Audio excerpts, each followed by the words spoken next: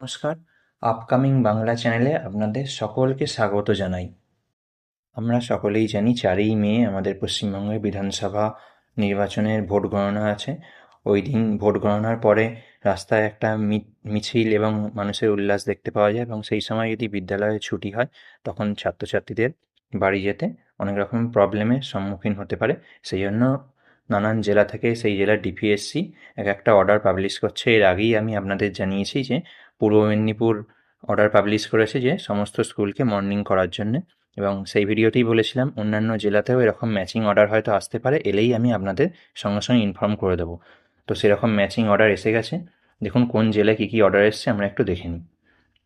এখানে দেখুন দেখতে পাওয়া যাচ্ছে পশ্চিম বর্ধমান ডিস্ট্রিক্ট থেকে অর্ডার দিচ্ছে যে পশ্চিম বর্ধমান ডিস্ট্রিক্টও সমস্ত এসআইকে জানাচ্ছে ডিপিএসসি থেকে যে হেড অফ দ্য ইনস্টিটিউশনকে স্কুলে ইনফর্ম করে দিতে তারা তাদের স্কুল 4ই মে 2026 এই তারিখে মর্নিং করতে পারে। দেখুন ইন দ্য মর্নিং সেশনে তারা তাদের স্কুলটা চালাতে পারে। এটা পশ্চিম বর্ধমান থেকে এই অর্ডার কপিটা এসছে।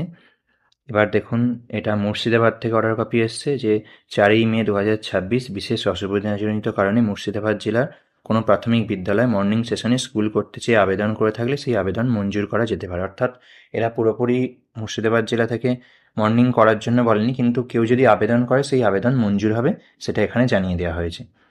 এবার দেখুন সবথেকে আলাদা রকমের নোটিশ এসছে government of West Bengal office of the district inspector of schools GTA Darjeeling থেকে নোটিশ এসছে। দেখুন এখানে সাবজেক্টে উল্লেখই করে দিয়েছে নোটিশের কারণটা, যে schools to remain closed on 4th মে 2026, অর্থাৎ সোমবার মে মাসের 4 তারিখ স্কুল ক্লোজ থাকবে।